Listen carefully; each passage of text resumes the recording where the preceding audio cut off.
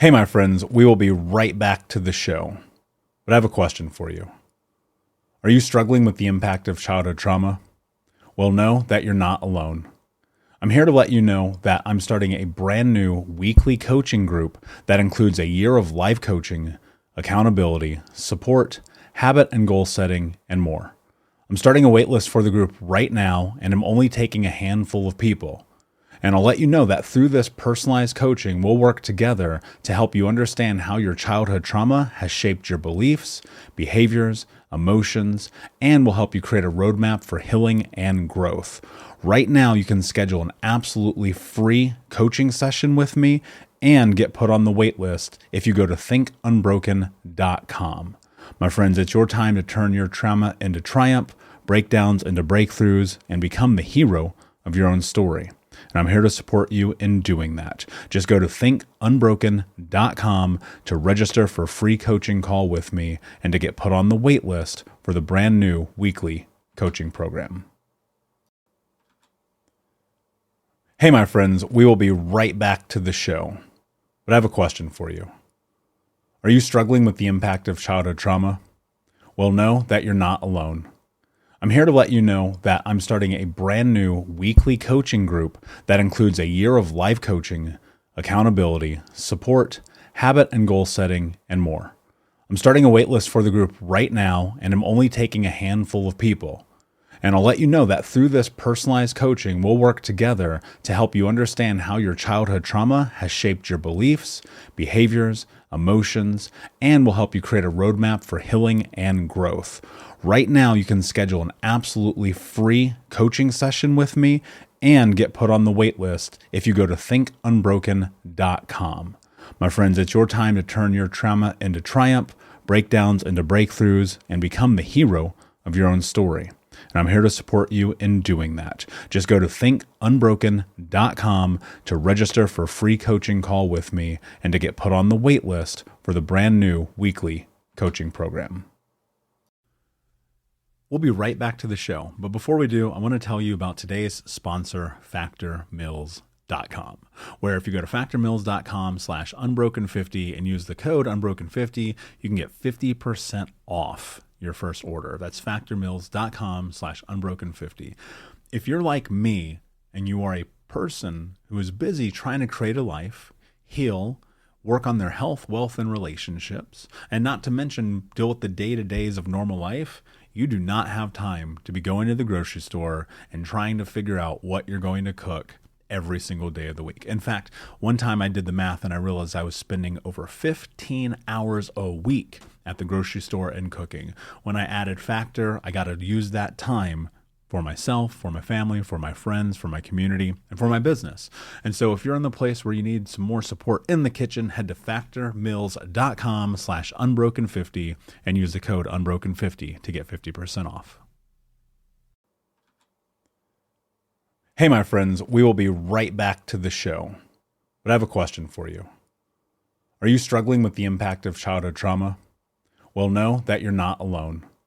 I'm here to let you know that I'm starting a brand new weekly coaching group that includes a year of life coaching, accountability, support, habit and goal setting, and more. I'm starting a waitlist for the group right now, and I'm only taking a handful of people. And I'll let you know that through this personalized coaching, we'll work together to help you understand how your childhood trauma has shaped your beliefs, behaviors, emotions, and will help you create a roadmap for healing and growth. Right now, you can schedule an absolutely free coaching session with me and get put on the wait list if you go to thinkunbroken.com. My friends, it's your time to turn your trauma into triumph, breakdowns into breakthroughs, and become the hero of your own story. And I'm here to support you in doing that. Just go to thinkunbroken.com to register for a free coaching call with me and to get put on the wait list for the brand new weekly coaching program. There are people listening right now, I know, who so desperately want to step into what's next for themselves and in their lives, but they feel trapped literally by their community. How do you navigate that?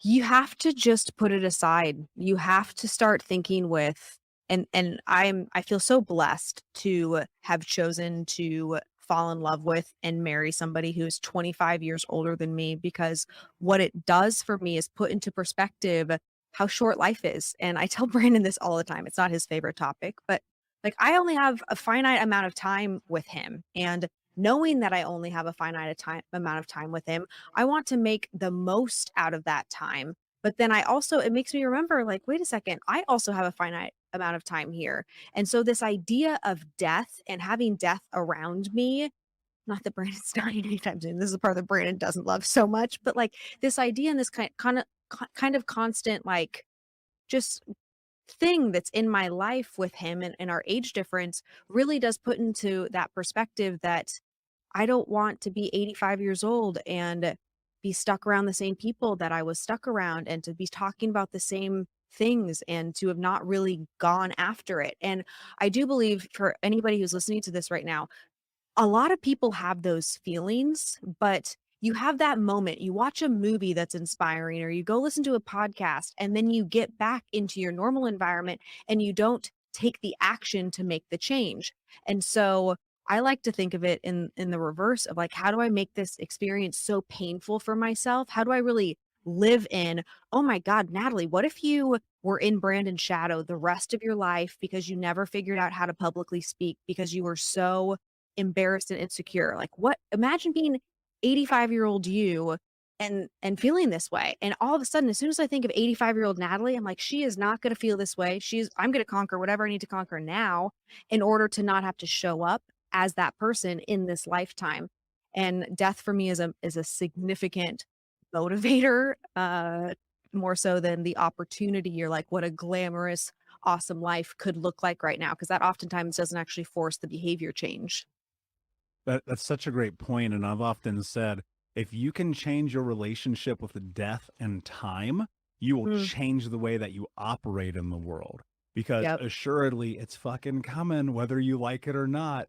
yep. And one of my people ask me all the time, what is my fear? I literally only have one fear in my life, and that is that I will die with regret. And anything Mhm, shy of that, like I'm fucking jumping off the diving board. Now, I will mhm. say this, it took like rock bottom to be able to get to that place to even be able to say that. What was your journey being able to step into this mindset? Because I'm going to guess, and I don't want to put words in your mouth, that this is not where you started. No, it's totally not where I started. I was so insecure for so long, and my story, sometimes you look at people and you think, "Man, they were born like that." I look at my husband, or I look at people like Grant Cardone, and it's like, they must have come out of the womb and just been able to be charismatic and energetic, and I had none of those skill sets, and so I really felt very introverted being around people like that. And I told myself that story for the longest time until it really clicked for me. I was sitting at a 10X growth conference back in 2019, and a guy by the name of Pete Vargas went on stage and was talking about how you need to be able to share your message and your story in order to make an impact. And that message at that point in time really pivoted my mindset around how selfish I was being by allowing myself to become so introverted that I wasn't able to help other people. And at the time, I was more focused on helping other women, specifically in age gap relationships, because it's a difficult thing to navigate. And not a lot of people talk about the challenges, because it does seem like it's something that comes from privilege. But really, what happens is you get lost in yourself. So I had worked with Brandon for many years before, and I had this business skill set. But this thing that was really plaguing me was the insecurity around the relationship. And this idea of 85-year-old Natalie dying on her deathbed, still being introverted and having lived in Brandon's shadow for the rest of my life, was the real catalyst for me to say, okay, I'm going to own my story. I'm going to learn how to communicate with other people. I'm going to do the things that I need to do to get confident in myself. I'm going to work out every day. I'm going to wake up early. I'm going to read books. I'm going to become that person. And that catalyst moment happened to be at the exact same time that we met our future business partners, who allowed us to, join forces with them and start connecting with their audience, which also gave me the encouragement being around the same type of like-minded people who are the 10Xers. And their growth and their stories kind of fueled me and propelled me to just continue with it and not give up. I think there's so much space in which we make that declaration to ourselves, right? I'm going to do that thing. I'm going to show up. Mm, I'm going to wake up early. I'm going to execute. Was it literally a 180 for you?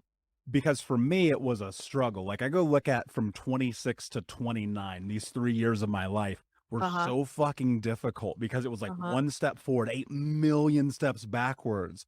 And Yeah.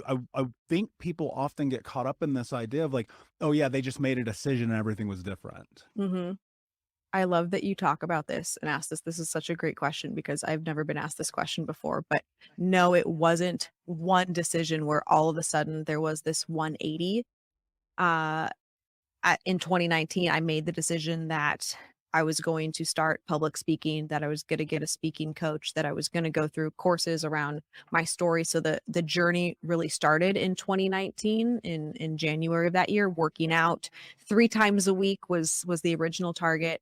And then the real catalyst for me was actually COVID.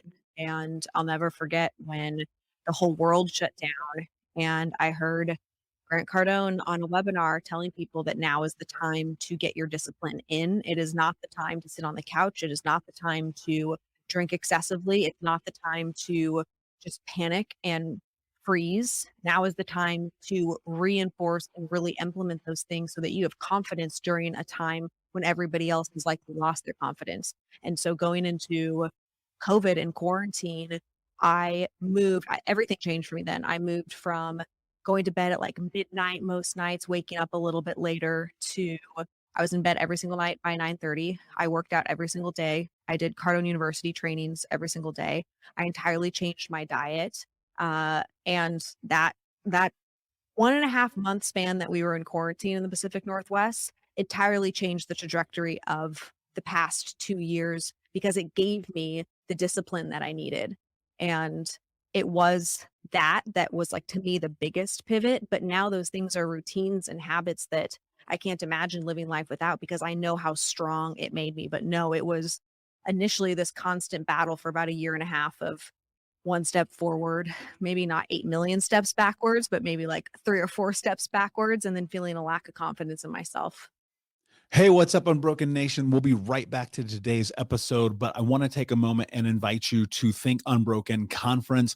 That's right. Our next conference is happening right around the corner this December with amazing speakers from around the world who are leaders in personal development, trauma education, mindset, and more. All you have to do to register to watch for free, that's right, $0. Come and join us, is go to myunbrokenlife.com, register and sign up. You can get access to the free event. Watch it live with us this December. It'll be myself speaking along with amazing human beings like Anthony Trucks, Jamie Bronstein, Leslie Logan, and a special interview that I'm doing with Dr. Gabor Mate that has never before been released. So come and join us, myunbrokenlife.com. All you have to do is put in your email. We'll send you over the registration. You'll be able to come and join us, watch live.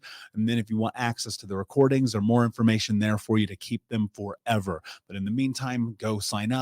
Block it off on your calendar. This is going to be a transformational experience that you do not want to miss. Head over to myunbrokenlife.com to register for free. Until next time, be unbroken. And what I'm thinking as you're going through this is the word resiliency keeps coming to mind. And talk about that. Where does resiliency play a role in this? Yeah, so that's why I wrote a chapter about resilience in my book. And I talk about how it can't be, you can't actually give, like, I can't give you, Michael, resilience, and you can't give me resilience. You can build resilience. Some people are born with more resilience than others. Some people just have a different outlook. And that goes back to neuroscience and genetics and all kinds of, things, environment, everything that turns us into who we are as human beings. But resilience is the ability to kind of keep getting back up with a no, with one no or 10 no's or 500 no's. The ability to say, you know what, that might still be a no, but I'm not going to quit until I get the yes. Jack Canfield, all those Chicken Soup and Soul books. I don't know if you know them or read them years ago. And he was told no by 100, I think it's 137 publishers.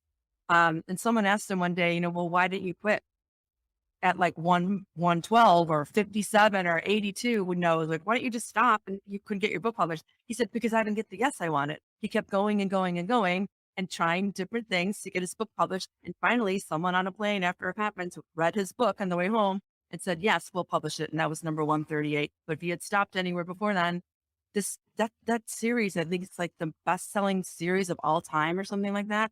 But the whole point is when someone asks him, why didn't you quit? I didn't have what I wanted yet.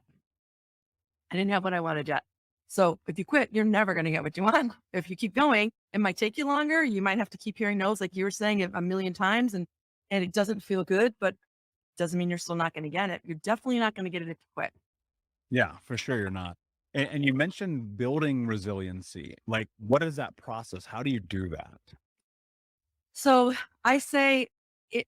I said you build resilience by not being around people that are negative.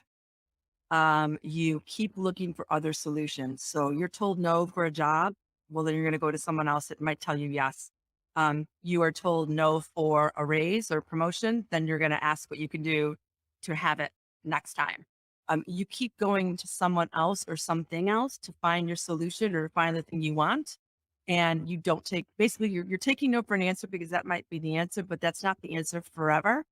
And building resilience is continuing to go back to the things that you know are true, or that whatever you're really, really fighting for and looking for, and saying, I'm not giving up. I'm going to find another resource that's going to help me. So it's asking more questions, building resilience. It's going to different resources. It's talking to new people that will be able to support you. It's looking for anything and anyone that's going to help you get where you want to go. And I don't mean this in a selfish way, like, what can you do for me? It's just, here's what I'm looking for. Is there anyone that has any guidance or insight for me? It's just hey, I'm wondering if. That's what happened when I published my book. I had it almost fully written, and I needed a publisher, and I needed a book cover, and I didn't even know what I needed because I'd never done it before. But I sent an email to, like, I think 20 people in the business world that I knew would support me, and I supported them. And I just said, you guys, I need these 5 things. Do you guys know anyone that can help me with these? I'm willing to pay for them. I'm willing to do the work. I know what I need, but I can't go to one person for this. I know it's probably 3 or 4 different things. And all these people started replying to me and saying, I can help you with this. Hey, check out this resource. Hey, there's a book on this. Hey, I know this person that does this. And all of a sudden I had all my answers. I didn't have them all here. I didn't know them. I was smart enough to know that I couldn't do that on my own. So I asked people that supported me in my network how I can make it happen. And if all of them came back with 0, I would have asked 20 other people. So the whole point is building resilience. So ask 20 people that can help you. And if you get 20 no's, there's 10 more or 5 more or 2 more or 50 more people you can ask.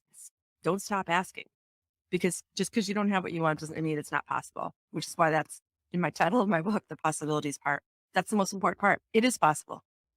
Hey, Unbroken Nation, we'll be right back to the show, but I wanted to let you know that you can grab a copy of my first book, Think Unbroken, Understanding and Overcoming Childhood Trauma, for free. If you go to book.thinkunbroken.com, you can download the PDF ebook version of the book and get everything that I know about the baseline of healing trauma for free, downloaded to your email right now. Just go to book.thinkunbroken.com to download your copy of Think Unbroken, Understanding and Overcoming Childhood Trauma for a PDF for your phone. Again, that is book.thinkunbroken.com. Yeah.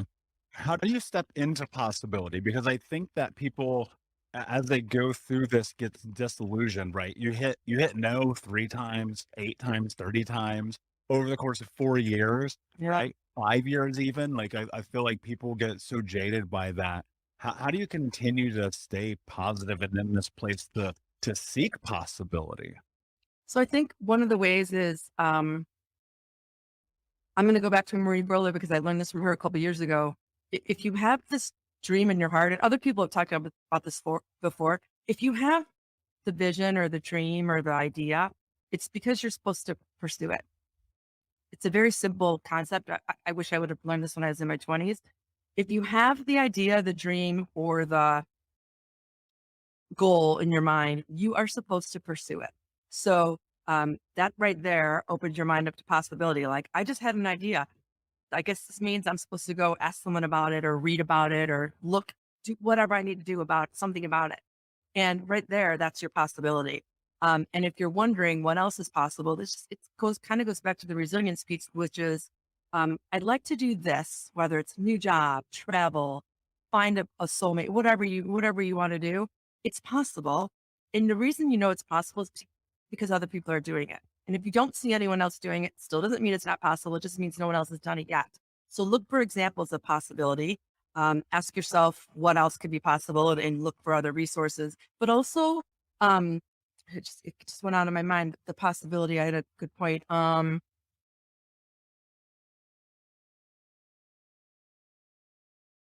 Almost anything that you can think of in your mind is possible. I know people will say like, okay, well, I want to be like Michael Jordan, but I'm 50 years old and I want to go in the NBA and I can, and whatever. It's like, no, probably not. That's probably a good example of you not being able to do what you want to do, but that doesn't mean you can't go work for a basketball team. You can't go support a basketball team. You can't go volunteer for someone that else that does something with basketball. You could be, you can go to school to learn how to talk about basketball and be a broadcaster. Like there's all these other avenues. And then ask yourself, like, okay, if I can't have that thing, what do I really want? Like when I get that thing, what's the feeling I want to have?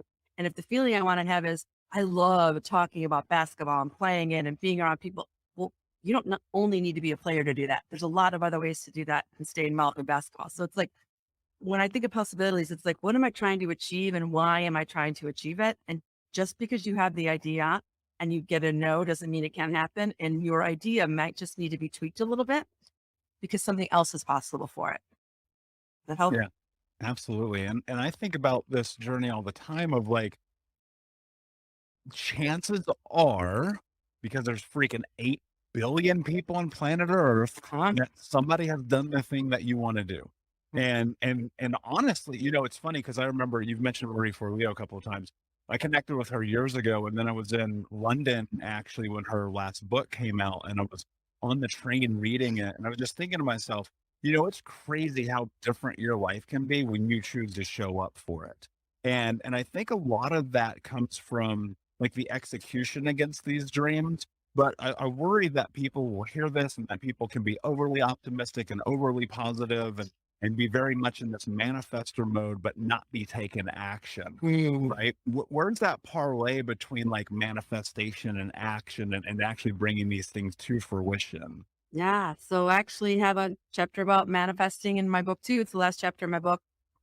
Because I believe that you are you manifest what you desire. And if you can't manifest the thing you desire, it's because you're blocking it in some way. That like you think you want it, but you really, it's not happening because there's something you're doing to block it. It's not something someone else is doing. It might look like that, but it's something someone else is doing. But you're right. If you can't just say, I would like a brand new car to come to me, as a gift or whatever. And like, I'm just going to sit back and just think about that all day long. Now, first of all, you can think about it and that will be helpful, how it's going to make you feel and what it looks like and imagine all the details about it. But if you just sit back and take absolutely no action, and you don't start researching the car, you don't start looking at pictures of it, you don't start talking about people about how much you want it and how excited you're going to be when you get it someday, you're not building any momentum. You're not creating all of the good energy that goes through and around that desire to have this new car or whatever. I'm just using that as an example. It could be anything. But the whole point is, if you just sit back and do nothing and only think about it, having it happen to you is a lot less likely than if you do all those other things I just mentioned, which is creating it. So it's been in it. I don't know how much you know about the whole manifestation thing. If you read a lot about it, I do, but it's all about creating the feeling inside of you. And when you have that, when you change the vibration and you change the feeling inside of you about having it be yours, that's what ends up drawing it to you quicker. But if you are only thinking about the lack of it, that's when you keep pushing it away. Like, I don't have that car yet. And I talked to you, Michael, about this new car, and I really want this new car, but I don't have it yet. And I'd love it to be a gift. And I don't know anyone who has that kind of money. Well, all of those things I just said to you are not going to bring that car to me sooner. But if I say to you, I really have my eye on this beautiful car, I can't wait to get it someday. I have a feeling I'm going to get win a prize or something. I don't know. And then we start talking about how exciting it could be that I have it. It's positive stuff. It's fun. It changes the way you feel. It makes you excited. And then it makes you want to go do the things that might make it possible. But if you're only talking about all the negative things, manifesting, it doesn't happen. That's not how it works. Hey, Unbroken Nation, we'll be right back to the show, but I wanted to let you know that you can grab a copy of my first book, Think Unbroken, Understanding and Overcoming Childhood Trauma, for free. If you go to book.thinkunbroken.com, you can download the PDF ebook version of the book and get everything that I know about the baseline of healing trauma for free, downloaded to your email right now. Just go to book.thinkunbroken.com to download your copy of Think Unbroken, Understanding and Overcoming Childhood Trauma for a PDF for your phone. Again, that is book.thinkunbroken.com. So I'd love for you to talk about where you feel the life is as a human race and species around hustle culture and this idea of like surrender. So let me read you a poem. I have a mentor, Professor Sri Kumar Rao. He teaches at Columbia London Business School. He's a famous MBA professor. He's a teacher on Mind Valley, and he teaches these MBA classes, and there's a long line to get in. But the reason his classes are so popular is because he takes American and British MBA students, and he teaches them the wisdom from ancient sages, Rumi, Sri Maharshi, and other sages long dead who have messages that are relevant in today's world. And one day during a particularly stressful day, I happened to be in a business meeting with Sri Kumar, and he paused me and he said, "Vishen, may I read you a poem?" And this is the poem he read me. And this poem is from Rumi. I want to read it out to you because I think it may help give a different perspective to hustle culture. So Rumi says this: "When I run after what I think I want, my days are a furnace of stress and anxiety. If I sit in my own place of patience, what I need flows to me and without pain. From this I understand that what I want also wants me, is looking for me and attracting me. There is a great secret here for anyone who can grasp it." Let me repeat. When I run after what I think I want, my days are furnished of stress and anxiety. That's hustle culture. If I sit in my own place of patience, what I need flows to me and without pain. That is surrender, and we'll come to that in a moment. That is one of the most powerful tools for actually creating change. From this, I understand that what I want also wants me, is looking for me and attracting me. There's a great secret here for anyone who can grasp it. So we're going to break this into three parts, right? The first part is basically a damnation of hustle culture. Hustle culture is one of the worst things about the United States. America is a country, and I love America. I'm going to spend the next 1 month in the US. Don't get me wrong. I just got my equivalent of a US residency. But for fuck's sake, America is a country based on a really awful algorithm that no longer should apply in the world. And it's the algorithm of GDP above anything else. Even the reason our education system is broken is because in the 1920s, I think it was Calvin Coolidge, the president, who said, the role of education is to create cogs in the wheels of industry. It's all about output, output, output. And then somebody has to buy this output. And so you are told you're not enough unless you have those headphones. You're not enough till you have this extra pair of sneakers. You're not enough unless you have not one, but 2 cars and a house with a garage. And this is one of the things that leads to hustle culture. But if I'm now living in Europe, and it's very different.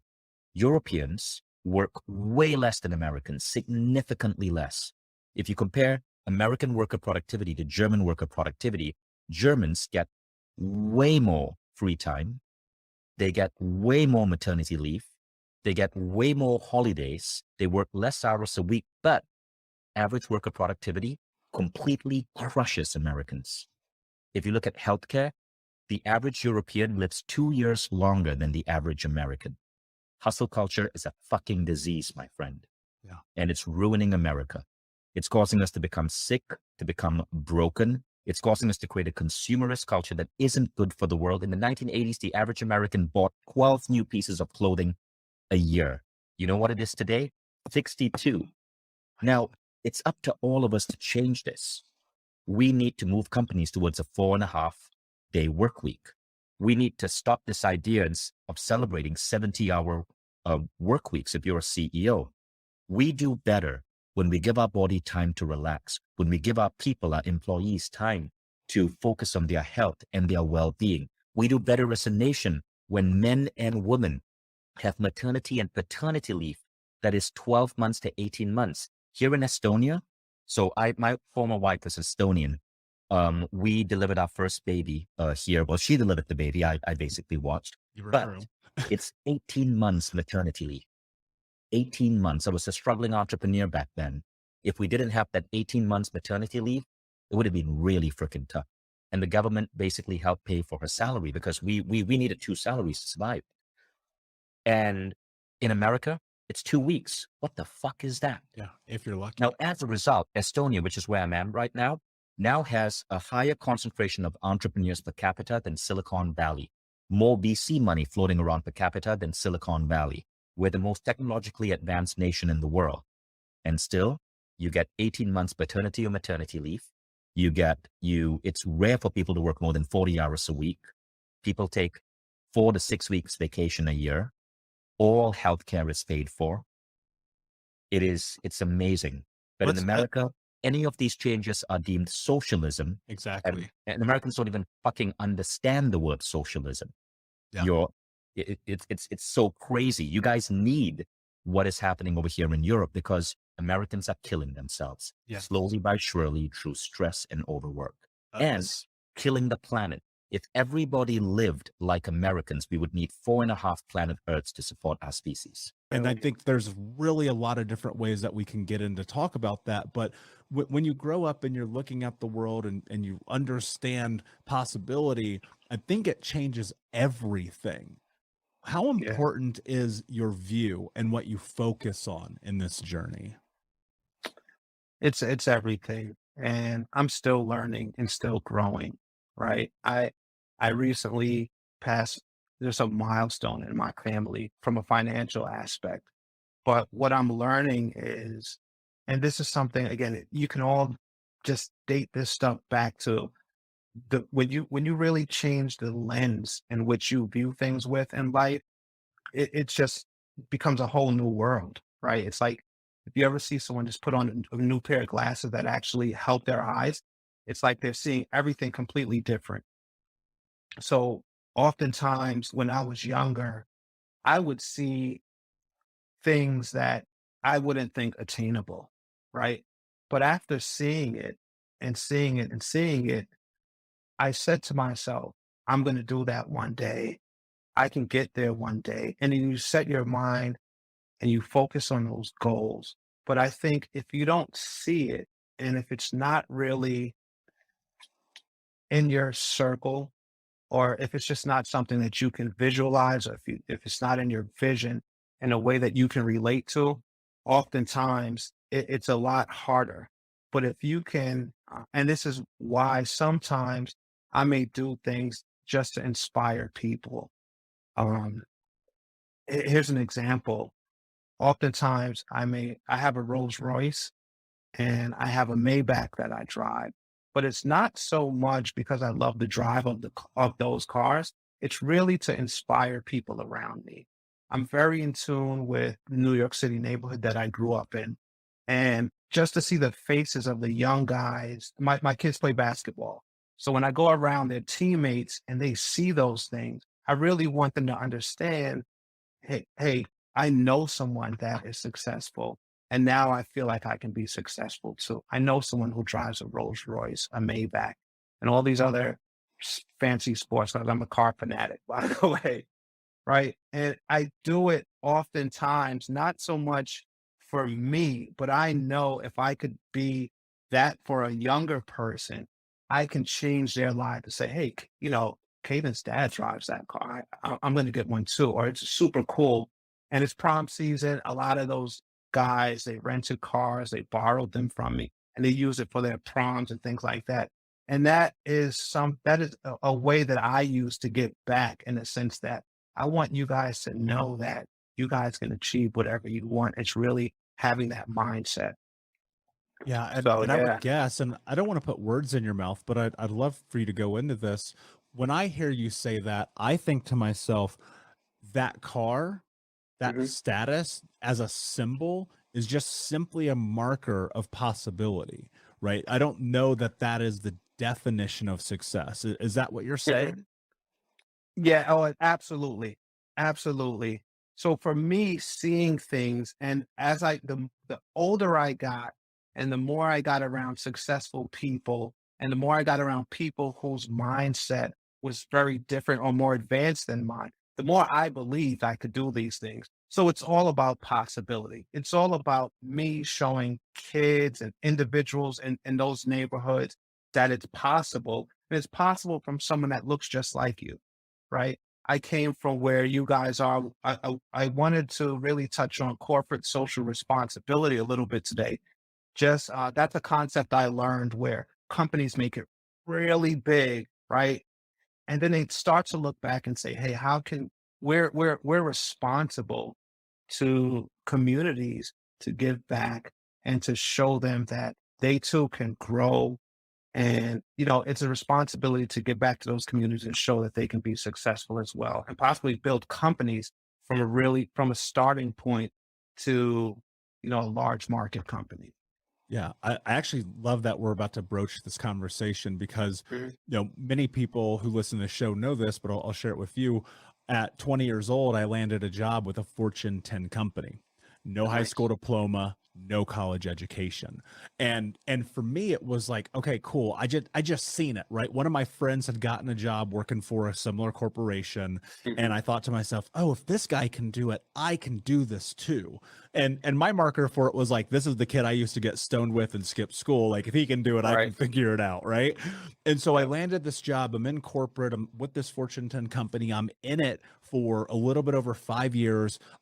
During that time, I wasted pretty much the vast majority of that money. Let's be clear about that. But I learned so much. And one of the things that made me never want to work for a corporation again, but instead go into entrepreneurship, was the lack of responsibility that they had in giving back.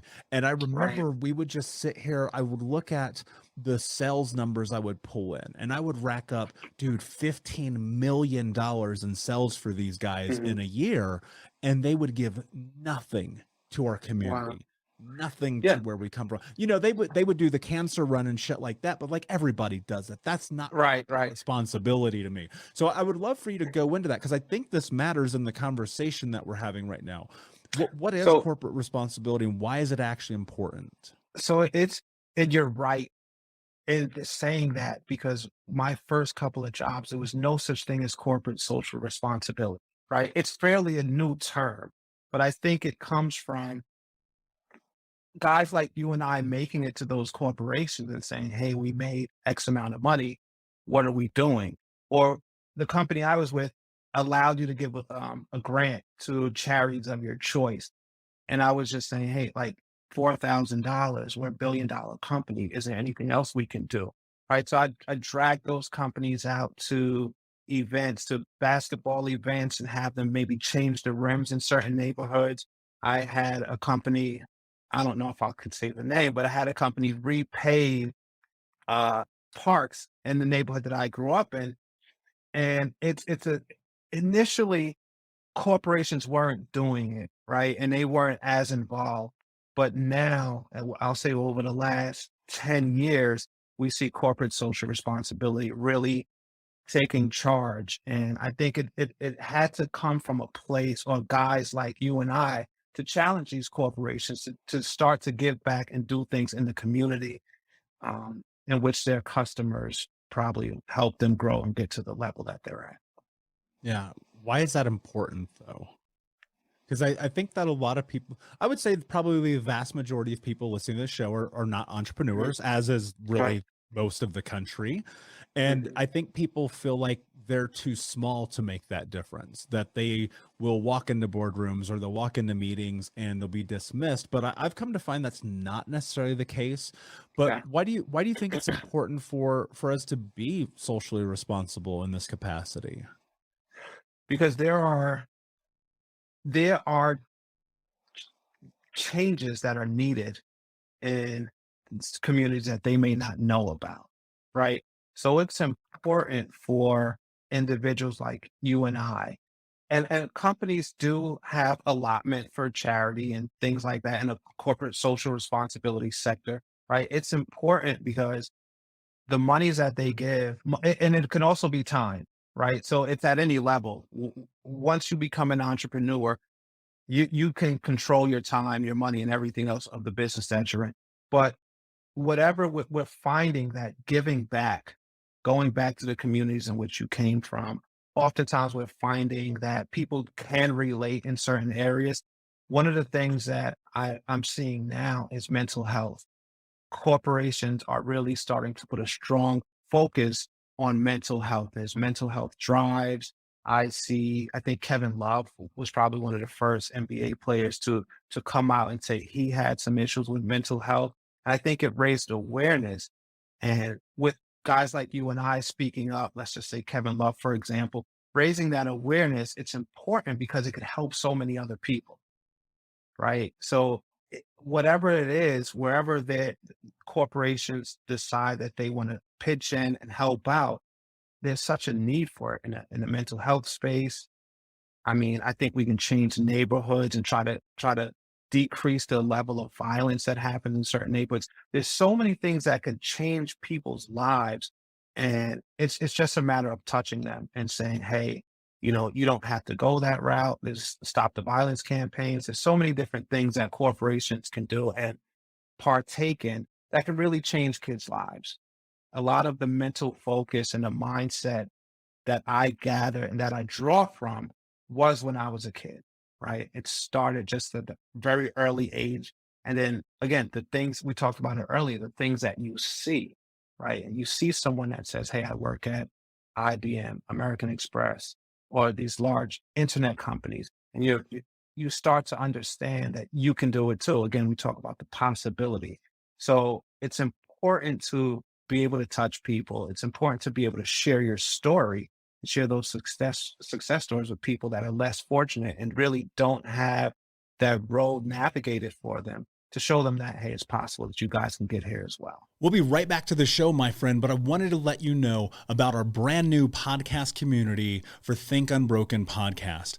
I know that for so many trauma survivors like myself, for the longest time, I felt alone, like nobody got it, nobody understood, and that I was just going to have to figure this out on my own. But that's not true. And the reason why we created our brand new Think Unbroken Academy podcast community is so that we can bring all the members of the Unbroken Nation together in a place where we can learn, grow, heal, change, and transform our trauma into triumph. I would love to have you come and be a part of the brand new community. Just check out thinkunbrokenacademy.com or click the link in the podcast description. And I cannot wait to see you there, my friend. Again, just head over to thinkunbrokenacademy.com. And until then, be unbroken. Thank you so much for listening to Think Unbroken. Please share this episode with someone who could use it and help us move forward in our mission of ending generational trauma in our lifetime. And if you would, please take 5 seconds to pop on iTunes or Spotify, hit that 5-star, leave a review, and you can also reach out to us on social at Michael Unbroken or at Think Unbroken. And of course, you can check out our YouTube channel at Think Unbroken. Thank you for being a part of Unbroken Nation, my friends. And until next time, be unbroken. Hey, my friends, we will be right back to the show. But I have a question for you. Are you struggling with the impact of childhood trauma? Well, know that you're not alone. I'm here to let you know that I'm starting a brand new weekly coaching group that includes a year of live coaching, accountability, support, habit and goal setting, and more. I'm starting a waitlist for the group right now, and I'm only taking a handful of people. And I'll let you know that through this personalized coaching, we'll work together to help you understand how your childhood trauma has shaped your beliefs, behaviors, emotions, and will help you create a roadmap for healing and growth. Right now, you can schedule an absolutely free coaching session with me and get put on the wait list if you go to thinkunbroken.com. My friends, it's your time to turn your trauma into triumph, breakdowns into breakthroughs, and become the hero of your own story. And I'm here to support you in doing that. Just go to thinkunbroken.com to register for a free coaching call with me and to get put on the wait list for the brand new weekly coaching program.